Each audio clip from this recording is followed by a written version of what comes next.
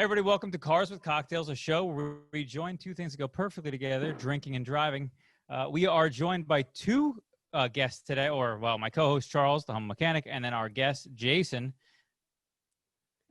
Yeah. And Jason. That's when it's supposed to transfer. Yeah. So just so you know, Jason, the camera switches as you talk. So it's going to switch to you when you start talking. Got it. And that was my cue to start talking?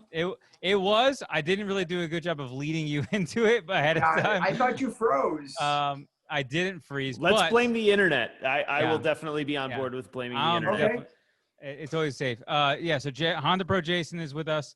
If you're not familiar, I guess Honda specific, whereas obviously we are on a different end. Jason is very specific to Honda. And do you Acura as well? I do some Acura. I mean, Acura is Honda, so I do some Acura, but I'm more Honda specific. Very cool. Yeah, and so we're going to be getting to know Jason, and also you chose a drink. So why don't you tell us the drink that you prefer?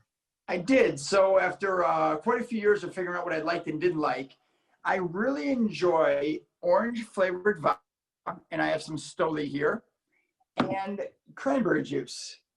Very simple. I've watched some of your shows. I know some of your drinks get a little bit more complicated than this, but you pour a little bit of vodka into a glass, you pour some cranberry juice into that glass and enjoy. And I find it very refreshing, very like a fruit punch and it's good. It can be a little dangerous because it is pretty unassuming, but I find it delicious. So I'm curious on what you guys will think.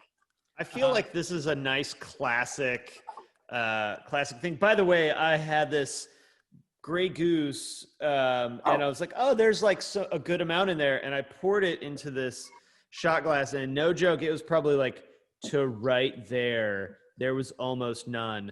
Now, Jason, you sent me like what drink you wanted to rock the other day, and I was like, oh cool, I have that stuff. So I'm gonna give you the ghetto hood rat version that I have. It is vodka. I have some cherry juice, Trader Joe approved. I'm just now noticing this is concentrate, and my child has been basically drinking this straight. Well, there's that. And then to bring in some orange flavor, I thought, I would get some Grand Marnier. So I feel like I'm doing okay, but it's not at all what you said. So that's not even close. Look, if it's a me drink, I have fucked it up royally in some capacity. Okay. So I didn't spill any. I feel like I'm maybe becoming an adult now. So yeah, it's fine. It has hints of the similar flavors. I have it's red. I have cranberry juice, real cranberry juice, Ocean Spray, and I have Pinnacle Basic Bitch orange whipped vodka. If you want to join that with my UGG boots and my pumpkin spice latte, it'll go perfectly together. Is Pinnacle like the Basic Bitch vodka? Okay. It is not like it's flavored vodkas with What makes it whipped though? Flavored. I think it has some sort of like whipped cream. Yep, that's it. It's got, let me read this to you. Imitation whipped cream flavor and orange flavored vodka. What the hell is imitation? Well, a lot of people would use Pinnacle for like shots, especially the whipped vodka. These are for smaller shots. So I'd be interested to know what it tastes like in like a full drink. It is, this is a sweet drink for sure. It is. I don't know. This is 70 proof vodka. I for sure, especially on like a hot day, if you were hanging out like a barbecue. I'm not even drunk yet. A barbecue? I could see getting super hammered on these things because you would just like hot. You start drinking them. You're drinking like 12-ounce glasses of them. You've had 6 of them, and you're just drilled. And it's 7:30, and you fall asleep. Yeah. I could see that happening. Yeah, bravo. Mine's actually super good. I can't compare to what I should actually be drinking, but if you want the hood rat version of the HPJ, I'm gonna call it. Yeah, this is how you do it. Link This is in how the you- description below. So let's get popping. We got our drinks. Jason, you and I have spoke 1.5 million times, had the pleasure of hanging out several times. I do Yeah. consider you a personal friend as well as like a digital colleague, I guess. I don't know what the hell words people are supposed to That say for works. that. You are huge in the I almost said VW community. You're huge in the Honda community. And I love like our parallel stories of, you know, our brands, and you're on the sales side and obviously I was on the service side. But for those that don't know you and aren't digital buds, why don't you tell everybody who is it Honda Pro Jason or the Honda Pro Jason? It's Honda Pro Jason. No, I approve of that, even though my marketing is screwed up and it does both. But yeah, tell us about Honda Pro Jason.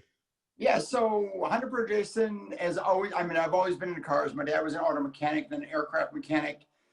Started getting into Hondas when my parents bought their first Honda back in like 1980, the end of 86. They bought an 87 Honda Accord. And they literally just wanted to try this new brand called Honda. A lot of their friends were owning it, and they thought it'd be cool. And they bought it. I was blown away with the engineering. Like, it was just, compared to everything else in the market and what I was used to, which was Chevy and Ford, it was completely engineered better than those vehicles. So I started learning more and more about the product. Fast forward a few years to 95, it was time for me to buy my first new car. I bought a new 94 Honda Accord, LXI stick shift. Loved it again, thought it was so amazing. I disassembled almost a whole entire car because I wanted to know how they put it together. Like most cars back in those days, when you looked at the dashboards, you could almost take everything apart with your fingertips.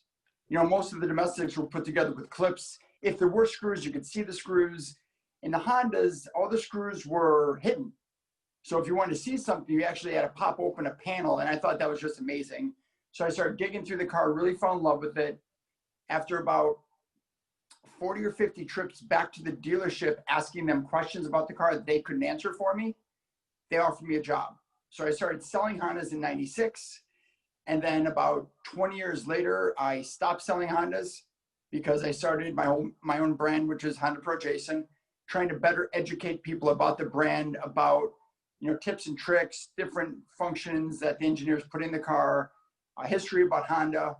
I started that about 6 years after, or 6 years before I left. Again, the brand just got so big, I started traveling so much. I quit selling cars after 20 years, and I've been doing this on my own ever since.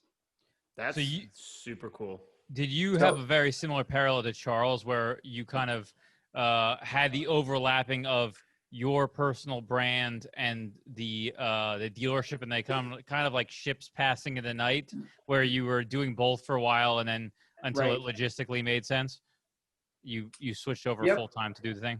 100%. And I did watch the entire video of why you guys think that car salesmen suck. Thank you for that. That was a great intro to your whole podcast. That was awesome. Very, very good stuff, by the way.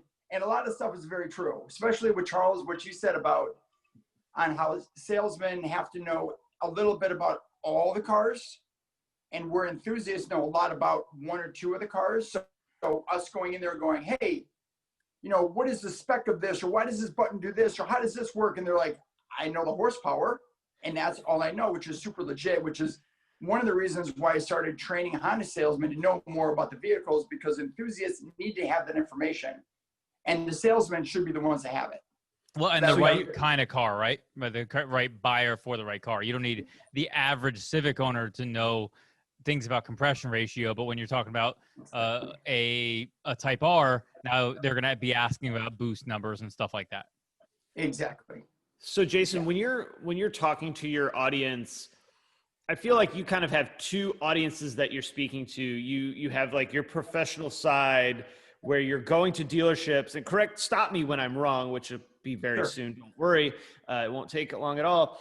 You're actually traveling to dealerships, having, well, maybe not right today, but having face-to-face, hands-on training with salespeople. And then you have what seems to be like your digital side, your YouTube side, your Instagram side, where obviously there's some overlap in the salespeople following you. I'm assuming that's how a lot of sales trainers that would hire you or dealership groups that would hire you find you. But that digital side, is that more directed towards the enthusiasts, like clearly like you are?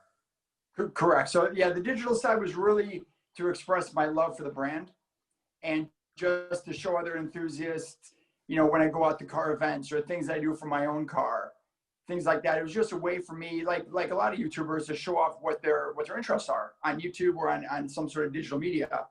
And then the moneymaker, you know, where I make my money is to go to dealerships and train the salesmen on technology. Now, most of the salesmen follow me on the digital side. That's kind of how I built my name up. You know, you wouldn't know me if I just went to dealerships. If I had no digital marketing and if I didn't have a YouTube channel, me and you would probably not be friends. Sure. So I try to bring all these things together so I can expand my base of people that I know, and thus getting into more dealerships, making more money, and eventually just having more fun. Have you ever ran into, while you were like hands-on at a dealership, some prick salesman going, oh, this fucking YouTube guy ain't going to tell me shit about how to sell cars? Or has everybody been like largely pretty cool? I'd say 1 out of 5 or 6 dealerships has that guy. And I go right to him. Like as soon as I pick him out instantly, I go right to him. I go, dude, listen, I was just like you. I know you know everything about the car, but if you give me a minute, I'll show you 3 things on any of these cars you want that you don't know. He goes, okay, show me 3 things on this new CRV. I go, here's 1, here's 2, here's 3. He goes, shit. I go, what? He goes, I didn't know any of those. I go, let's go. He goes, you got me. And that's, I literally zero in on him every time. That's the only way to do it. Otherwise, he's going to ruin everything I do. You know, I break for everyone, for you and all the people that are like legit trying to learn. Of course.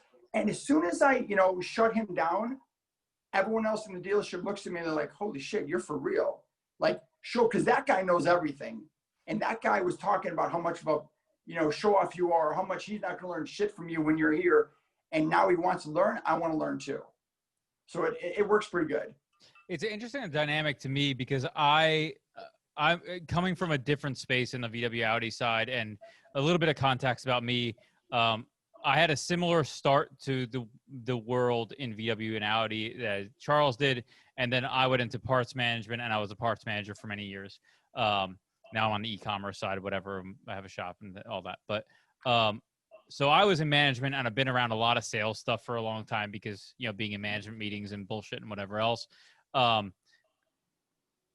kind of surprised, to be honest with you, that dealerships often hire somebody like you, because on the VW side, they don't do stuff like that at all, which is weird to me because I think Honda definitely has an enthusiast community, but so does VW and Audi, pretty strong. And I've never seen anybody like that hired in the VW Audi side. Yeah, everyone I've ever seen hired in the VW Audi training, like sales training side, has always been hired by Volkswagen to go train on a new model. Otherwise, it's like, nope, if VW doesn't have it, if they don't give us the gold stamp of approval, we don't do it. Sorry, we're out. Right. So I get very, very lucky. I started doing videos that I simply call tips and tricks. And they were tips and tricks for the Honda salesmen that most people didn't know. And they were set up to help Honda salesmen sell more cars. You know, so Charles, you're going to look for a new Accord. Someone would watch one of my videos and then they could show you things that no one else knew.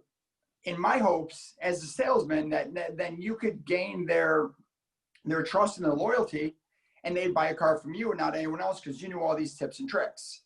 Well, I got really lucky when I first started out. I was still a salesman. It was probably about 2 years or 3 years before I stopped selling. A dealership out in Salt Lake City called me up and like, hey, listen, we watch all your tips and tricks videos. In fact, we use them in our sales training. I go, dude, that's awesome. That makes me feel great. I'm glad it's helping you.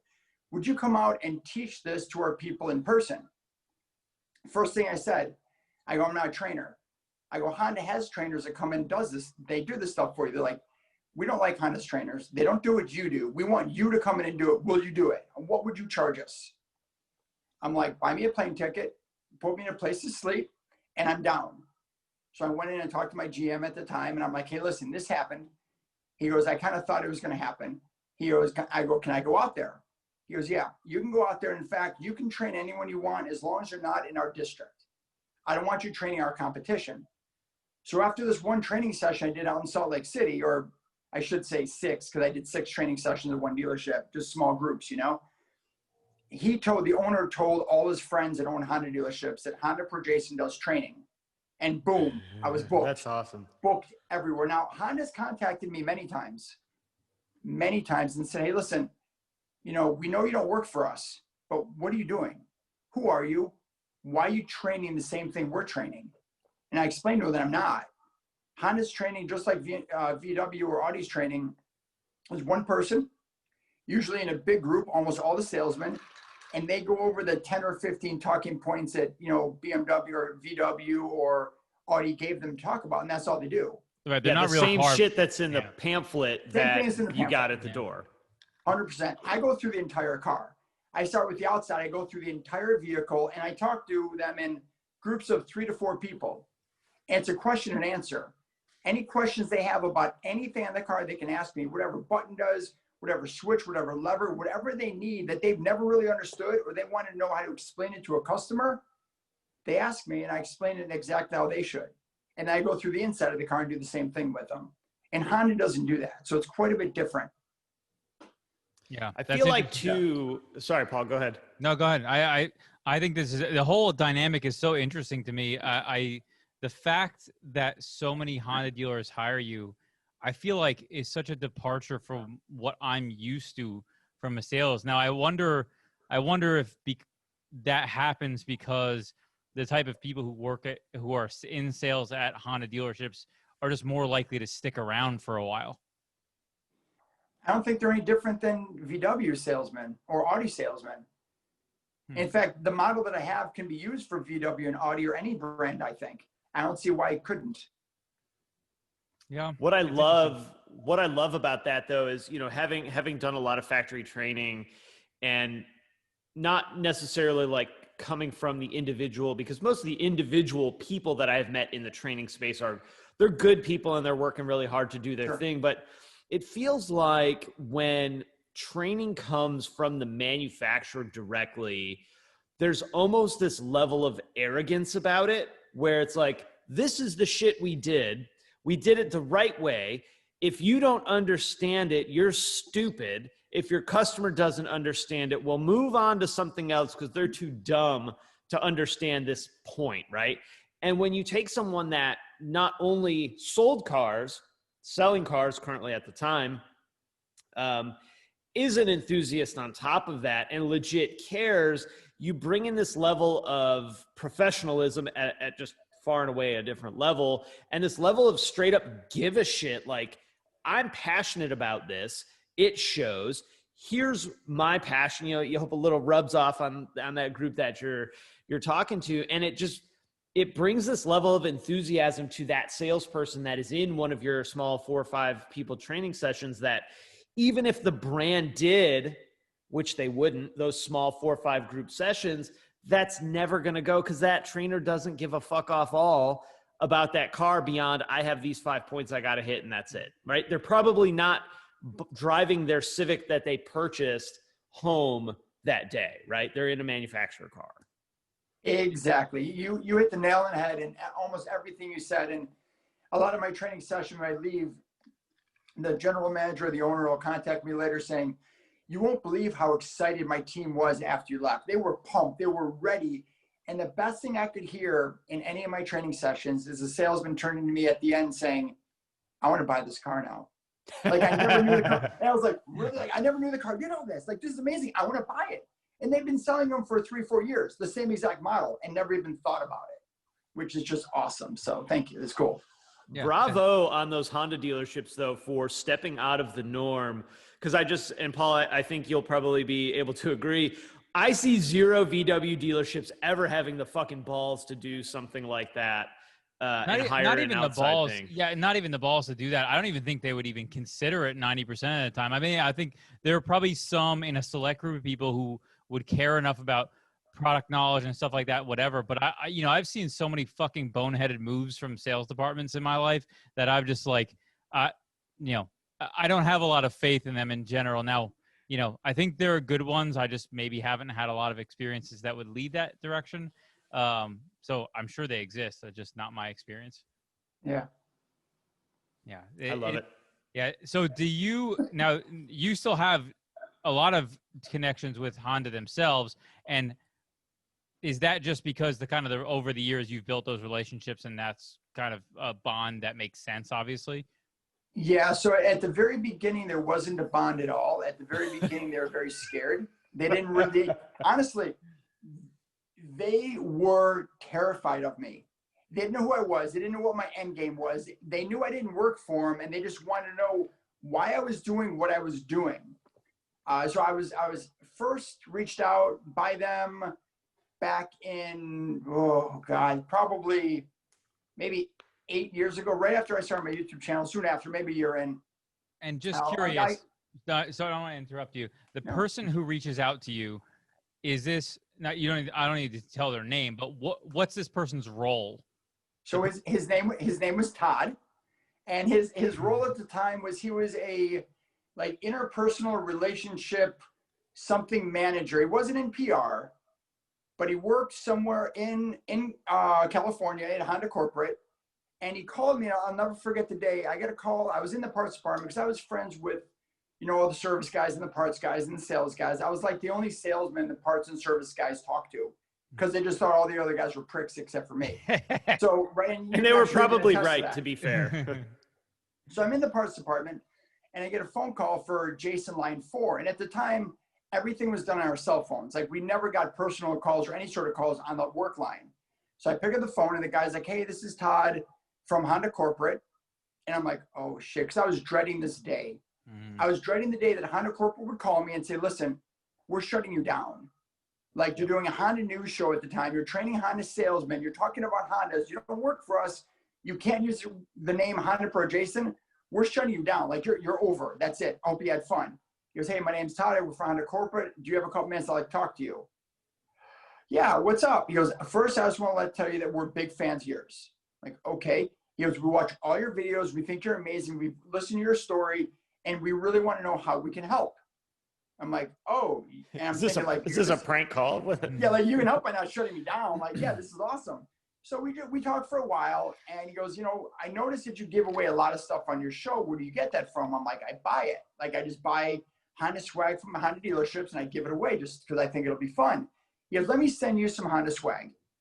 So he sends me a box that's bigger than the aperture on my phone right now. It's massive. The box has 2 Honda Dickie jackets, like heavy Dickie jackets, a bunch of hats, a bunch of lanyards, a bunch of pins and stickers and everything. Because I want you to give all the stuff away. You can keep whatever you want.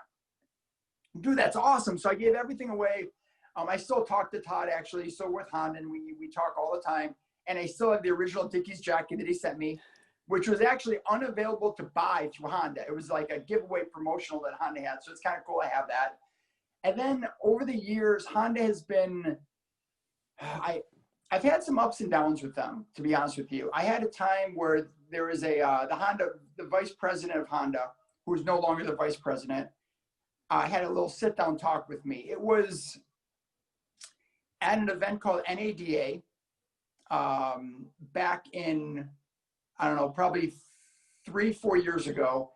And it was a Honda, like they called it a make meeting, MAKE, where they invited all the Honda dealerships, the owners, to a meeting, and they talk about like future Honda products. And then at the end, there would be a little bitch session about what they hated about Honda, and all the Honda VPs would be there, and they talk back and forth and try to figure everything out. Well, no press was allowed. I was invited by one of the Honda owners. So I sat there, the only person in the press. I was very quiet. I listened to everything. And then at the very end of the meeting, the vice president of Honda came over. And at the time, the vice president was about 6'3" and built like a football player. A big white guy. Little intimidating. Very intimidating. Comes over to me, goes, Jason. I go, yeah. He goes, you're not supposed to be here, and I'm not happy that you're here. I go, I was invited here. He goes, no press is allowed, and I have to understand 100% that you will say nothing that you heard in this meeting. I go, nothing. He goes, I don't really like what you do, and you scare me. I'm like, why? He goes, well, you talk to the Honda dealerships, you know the whole Honda dealership side. I go, yeah. He goes, you're also an enthusiast. Yeah. He goes, you talk to our manufacturing of Honda. Yeah. He goes, and you talk to all our corporate guys. I go, yeah, I'm well-rounded. He goes, no one in my organization is well-rounded. We keep things from everyone for a reason. People don't know everything about the company, but you do. He goes, that's what scares me. I'm like, well, lucky I don't run my mouth. Like, I keep everything inside. And I know what to say to different people. He goes, but I can't control you. He goes, That's the key right there. Mhm. I can't fucking I can't control you. And that's what pissed him off. Yeah. So we have since kind of made amends, and he's not with the company, so it really doesn't bother me anymore. But that's pretty much the gist of the people at Honda that aren't happy with me or weren't over the years are upset, I think, because I don't work for the company, but I know a lot of their secrets. I know a lot of what is behind the doors of Honda, which most people don't know. And I also think that because manufacturing likes me and production and the engineers like me, and they go back to like the VPs, like, hey, we really like Jason because they're excited I'm there. And, you know, all the corporate guys are like, yeah, about that. Like, you know, he gets all this. I get to do some pretty cool stuff, you know, and I don't think all the corporate guys are happy that I get to do all of this cool stuff. So there's that, you know. I think there's certainly a segment. I mean, I'm told by a close friend of mine who works for Honda Corporate that you're the reason why a Yellow Civic Type R is going to exist. So that is a true story. So, okay, so I have a Yellow Civic Type R, and up until about 3 weeks ago, I had the only painted Yellow Civic Type R in the world. But here's the story behind that. So I'm sure hopefully everyone here knows what a Civic Type R is that's listening. It's like the crappier version of a Golf R. Like if you took a Golf R, it made it really shitty, but it was still yellow, so that's kind of cool. That's kind of what a Civic Type R. Where'd you say that? There's a mute button here somewhere. How do I leave this meeting?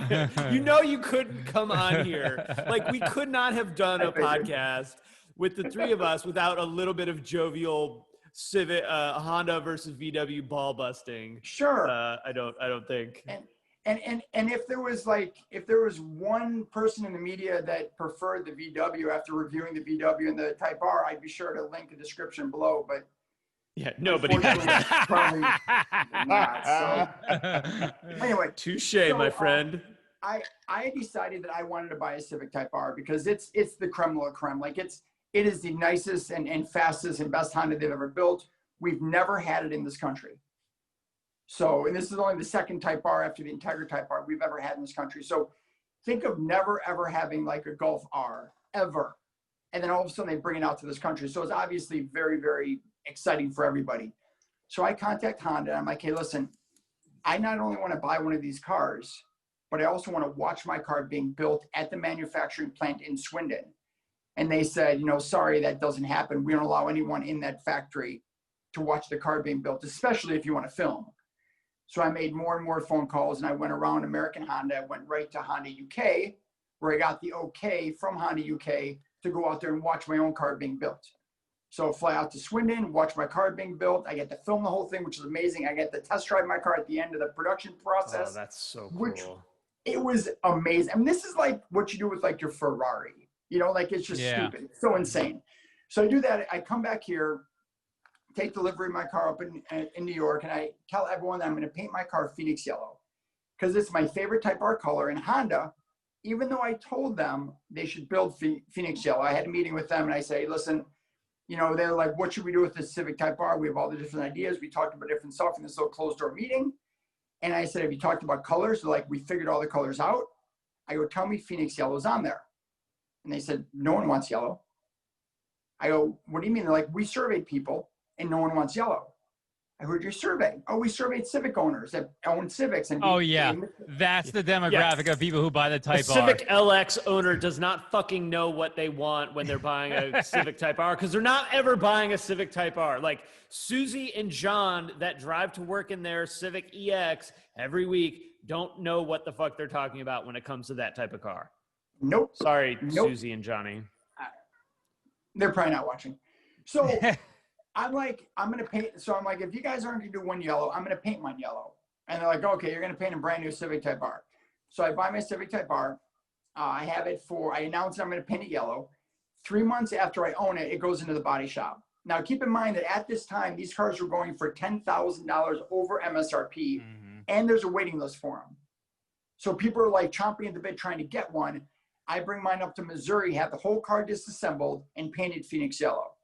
And I mean, the entire car got disassembled. Every nut, every washer, all the glass, the engine came out, the interior came out.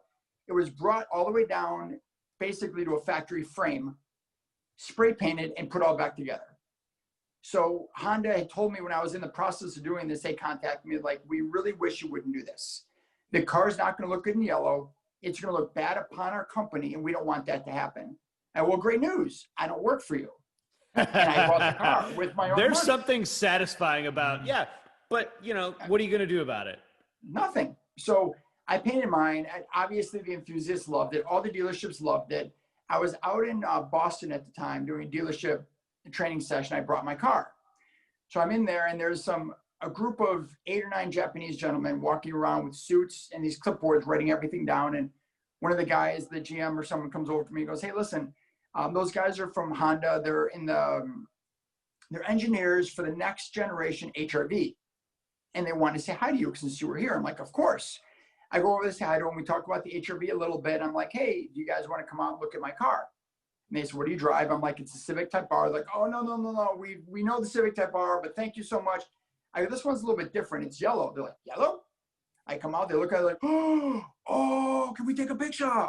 That was a really bad accent of a Japanese person asking that question. And I'm like, "Of course you can take a picture." So they come out, they take all these photos of it. And lo and behold, about 4 or 5 months later, 6 months, Honda announces, they're doing a Civic Type R in Phoenix yellow. And what's stranger is they're also going to do a black hood scoop, which mine is black carbon fiber, a black roof, which mine's black carbon fiber as a roof. And they're going to do, at the time, they're going to do bronze wheels, which is what I had. They were going to delete the rear wiper, which is what I already deleted. So essentially, they're copying my exact car to put in production. And I was like, holy crap. Like, how does a company that's $1 billion company follow what some enthusiasts from the suburbs of Illinois did? It's insane. It's awesome though. I'm thrilled that they're doing it. Please tell me you have like some sort of apparel, like a shirt with maybe the yellow silhouette of your car that just says, "I told you so." Like, it feels that's appropriate. That's some petty ass shit I would do. But you're feel probably like not nearly as petty as I am. I feel like the car only got painted yellow for some petty ass reasons. At least that's what I would do. Is like someone rolled your eyes when you said like, "I want to paint it yellow," and they rolled your eyes, and you're like, "Oh, fuck you, I'm gonna paint it yellow now." That's I don't know. I honestly, I don't know. I'm thrilled. I love that every time they post the Phoenix yellow, limited edition, my name gets shown up somewhere. Whether it's Car and Driver, Road and Track, anything anyone posts about the car, they always they put in there, "Hey Honda Pro, we know this is because of you. Hey Honda Pro, thanks for this," or "You did it first," like you said, Charles, something like that, which makes me feel good. And it's pretty awesome. That's really cool. Hey, so back to when you also like how much balls does it take to have a car for 3 months, have every nut and bolt removed on it, painted, and put it back together? And I've seen the car in person. It looks like you would never know. If you didn't know, you wouldn't know, right? Right. And that's super cool. But going back to like when you were at the dealer and you had this overlap, like was your dealership was cool with it? Like they were just like, "Yeah, do your thing," or did you like fly under the radar a little bit? I'm speaking from my own personal experience where I'm like, I ain't saying shit about what I'm doing. I told everybody. I told everyone about everything I did because I was very proud of it. And I brought my dealership with me. Like, as far as I told everyone where I came from. Yeah. So every training session, I would start the same. "Hey, I'm Honda Pro Jason. A lot of you guys might not know this, but I sell cars. I sell cars in a suburb of Chicago at a place called Schaumburg Honda. I'm a car salesman just like you are. But I'm taking time out of selling cars to help you guys better understand the product." And they were like, "Holy crap, that's awesome." And my dealership was like, he's representing us. And I'll never forget the day I quit, the day I walked in and said, "Listen, I can't do this anymore. Like, I can't have both of these anymore." And my GM said, "I knew this day was going to come. Like, I saw the area. I saw which way you were going." And he offered me a job. Like, he offered me a very well-paying job to do all of his social media, but it also included social media for other stores that he owned that I had no interest in. You know, Ford and Chrysler and Lincoln and Hyundai and VW. So, and I just had no interest in those. So I'm like, you know, I thank you. I appreciate that, but I'm going to just do Honda. I'm picturing like your social media posts. It's like Honda, Honda, Honda, Honda. Here's a Ford F-150. Hyundai Elantra, man. Big question marks, So like why? cool. Yeah. Yeah, I do. First of all, props to the dealer group you came from, because not a lot of dealer groups would have allowed these steps that you took to kind of get where you got. A lot of dealerships and a lot of people, they have somebody who posts one thing on social media that even has their dealership's name in it, and everybody loses their fucking mind. So, you know, the fact that they allowed that, and even I would say in some ways encouraged it, which frankly, most dealerships probably could take, and I'm sure you probably see this as you travel more dealerships than he and I do, they could take more out of that book, which is recognize that people who are enthusiastic, who are employees, are an asset. Now, I get the concerns around it as somebody who employs human beings. There can be some concerns every now and again with that stuff, but you got to take the good with the bad, and sometimes, course correct as you go.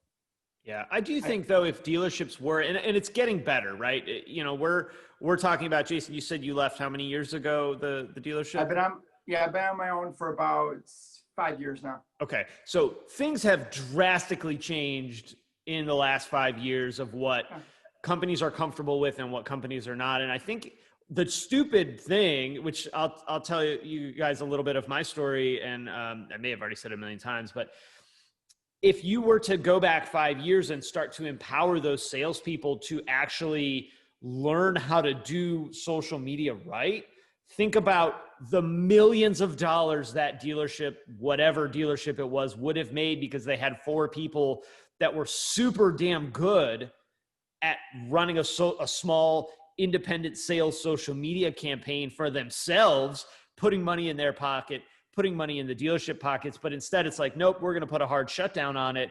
You can't post shit. You can't go tell all your friends, but don't tell anybody else, right? The stupid nonsensical crap like that. And what I love, go ahead. No, I was just going to say, do you know why they did that? Why dealerships were so scared of that?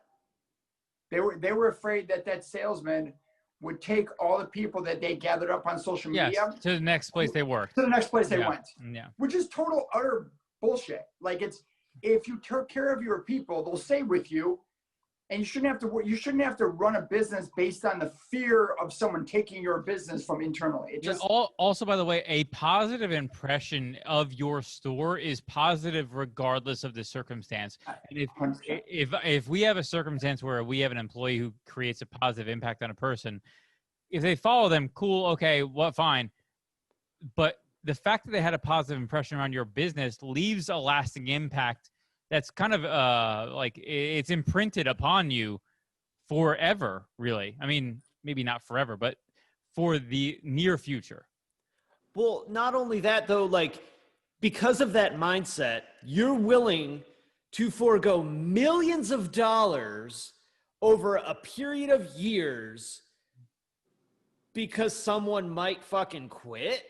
That's the dumbest shit I've ever heard in my entire life. So, you know, Jason, I think I had mentioned earlier, our stories very much parallel each other in a lot of ways. However, there is a divergent when we start to talk about how you're perceived in your building while you're doing both, right? While you're juggling the online world and the training world and your full-time job. And, you know, I was told flat out, don't film here. It's not okay. You can't do it. We don't want you talking about it. And I actually took a lot of care early on not to really talk about it, mostly because I didn't want people bringing their super fucking broke up down piece of shit car to my dealership, wanting me to work on it. And for some crazy reason, thinking I wasn't going to charge them full door rate. So I didn't want to introduce that problem in my life, but I'm thinking y'all know how much money I could have made this service department myself and all the people that work around me in the parts department and the sales, if I would have just gotten the green light, it would have been a lot. But nope, we can't do that. And it's funny how like kind of the tides have turned.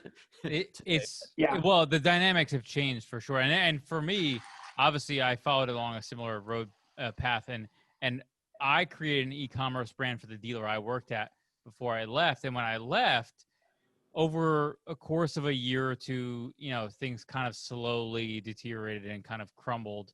And there was, as per typical, when you leave a dealership, especially when you're in management, it's probably worse. But, everything gets blamed on you and you get motherfucked on your way out the door.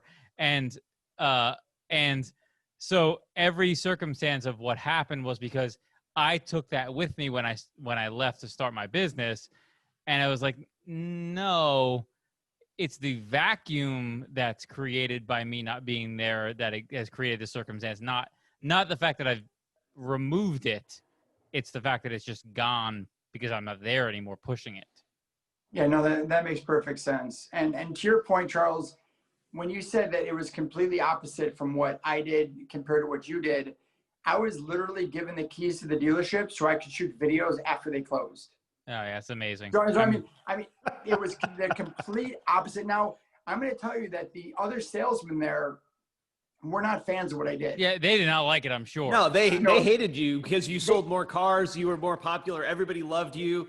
And like the techs would bend over backwards to help you. Detail fucking loved you. The office people loved you. And yeah, they all got treated like the same shitbag salesmen that they probably fucking were to begin with, or they were average, or if they were fucking smart, they would have got up on your coattails and rode that shit and made a ton of money too. Yeah, people would come into the dealership and they'd be like, hey, where's Honda Pro Jason? And the salesman every time would say, his name's Jason, his office is in the corner. And now, fast forward 5 years, I go back to the dealership like, Jason, my customers really love you. Can you sign something for them? Can you sign this? Can you sign this picture? Can you take a picture with him? Can you tell me that? Can you show me something? It's completely different. But I mean, I think that's part for the course, that makes sense to me. And I'm okay with it. It's just funny how it flips, Yeah, it's a dynamic that happens always. Totally. That's I love your story. I love a dealer you worked with was so supportive. It sounds like, is the GM the dealer principal?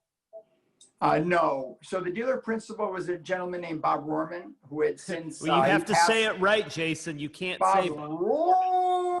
Thank you. No. You're welcome. It's a bit of an inside joke, Paul. So Bob Rohrman owns a bunch of dealerships, and that was one of their like terrible, cheesy like Chicago area commercials. So I assumed it was. Yeah. he actually just passed away. He passed away about 2 months ago.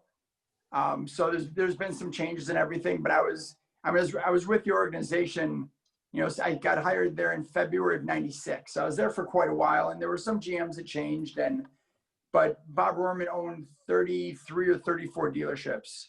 So he was pretty big. Yeah. That sounds like a pretty big, great group to work with, because I think most people who are watching this, probably who don't come from a dealer background, don't know how rare it is to have that level of autonomy within a dealership. And I consider myself fortunate with the dealer group I worked for, because I had a lot of autonomy as well. So it allowed me to get to where I got. But it certainly is something that's pretty rare. And now, as they become more and more corporate, as all these big corporations are starting to suck up all the dealerships, it seems like it's probably going to be less and less common. I think so. Yeah. And with the big corporations, it's funny you mentioned that, Paul, because like the CarMaxes and the AutoNation is another one. That's AutoNation, that's another one. Sonic. Hendrick. Who else? Hendrick, Sonic. Yep. Hendrick. So Hendrick, I got really lucky with. One of the guys from Hendrick saw me, liked me, brought me in. I've trained at all the Hendrick dealerships. It's one of my rotating training schedules. So I go into all the Honda dealerships for Hendrick. I train all of them. But the CarMax and the actual corporation ones, I haven't been in any of them. Mm-hmm. I've tried. I've written letters. I've had salesmen write letters to me saying, hey, we want you to come to our dealership. Can you contact corporate? I do, and it just falls on deaf ears. Sonic as well. Sonic is. I don't know got a much lot of about stores. Sonic. I think they're the second largest dealer group in Really? the country. They're big. I like their drinks and their hot dogs. I don't think it's the same No? Sonic. I didn't know they sold cars. Yeah, it's the same. It's not the same Sonic. Yeah, I think it's a different Sonic, but I'm not positive about that, to be clear. Okay. But I know they are a big dealer group. Okay, cool. They are publicly traded, I believe, Sonic. And they have Honda. Honestly, no clue. No clue. Okay. I presume if you own hundreds of dealerships, you probably own at least a handful of Honda stores. Yeah, probably. Yeah. More than likely. But yeah. Yeah, I know. Well, I know obviously Hendrick is local to us because I'm in the Charlotte area. Yeah, for sure. So, obviously they're big in our area as well. Yeah. And they got their start with, their start with Honda. Definitely most notoriety related to Honda. But yeah, so. Yeah. In fact, I think one of the times I came out to see you, Charles, I was doing something with Hendrick. I don't know if Hendrick has a Honda here or not, but who knows? I thought I was doing, cause we've gotten together a couple times. Yeah. I know one time I was doing something with Honda, and then the other time I think I was doing some dealer visits, and I think it was a Hendrick group, but I could be wrong. Yeah, you probably, who knows? Yeah. So I have to ask you this question. Yes. As it's super topical right this minute, like literally this morning, I got tagged in and then forwarded on to you and to Paul as well, because I assumed that by the time I saw it, like you guys would have been all over it. There's a dude that swapped a VR6. So I know about the VR6, but I don't know the full body of the Integra. I did actually own, fun fact, a 97 GSR, by the way. Oh. Fantastic car. Yeah, it's still to this day one of my favorite cars that I've ever owned. Just a rockin' cool car. But he did a VR6 swap, 12 valve out of like a Mark IV Jetta, mid-engine, which sounds super cool, but then you see it, you're like, this car probably sucks to drive. In some of that like late 90s vintage Integra. What are your thoughts on that swap and build? And I don't even know what else how else to describe this thing. So I personally love to see Honda engines and other bodies. I think it's awesome. MR2s are super popular. There's been some Volkswagens, there's been trucks, there's been tons of stuff with Honda engines, usually K-series engines in other bodies of cars. I don't mind other engines in Honda bodies sometimes because they're just interesting, like the one that you're talking about now. And there's a guy out in Florida that has a LS1 swap in a first gen Honda Accord. Jesus. Oh my. It's insanely crazy. Like it's totally crazy. So so I don't mind those. Like it's obviously not my preferred because I want it to be Honda, but what I'm excited about this is it's Volkswagen, which is you, because when I think of Volkswagen, I think of you because you're my Volkswagen buddy, So I think it's cool that he's doing that, and that it's mid-engine. Now, Paul, you said that it probably drives or it might drive like crap. I'm going to completely disagree with you because I flew out to New Zealand about 8 or 9 months ago, and I drove a NSX swapped Integra Type R, same year and same body as the VR6 swap, and it was also mid-engine. And it drove like a rocket and handled really well. It was really well balanced. I was surprised. So I actually said it was probably awful to drive, and here's why. There is nothing fucking separating the driver from the engine. Yeah. It's like, I'm the driver. I'm the I'll tell you engine. what. It's like a foot and a half away. Okay, I don't know what a VR6 engine sounds like, but this NSX engine sounded insanely awesome. Right behind your head with nothing but a piece of plexiglass. I did a video on it. It was epic. Like it was one of the most thrilling things I've ever done. It sounds, I mean, that build sounds cool. Just so you know, and this is something you guys, I don't think either of you know. So that guy we reached out to that guy to do a video series with that dude. This is like his thing. So you, Jason, may have seen this guy's car, his other car. Okay. Charles, you probably have. He also has a Civic that's a Harlequin with a 1.8T engine in it. I think I have seen that. Yes. So what's a Harlequin? A Harlequin is it's a Mark III golf car that was painted every color the car came in. I remember. So you would know because you'd be like, most people look at the car and they're like, whose piece of shit did they get pulled this out of a junkyard? Right. And the reality is that like those are highly sought after, that people actually would like to have them. And obviously nobody thinks they're worth anything. But he painted a Civic, and I don't know Civic super well, but I think it was an EG Civic, if my memory serves correctly. What year is EG body, Jason? EG is going to run in the early 90s, like the 93 to like 95. Yes. Okay. So it was an EG. Oh shit! No, it was the one after. I thought it was that. later than that. What's after like EG? So EK? it would be an EK probably. EK. Okay, so it was like 95 to 2001, right? Is that right?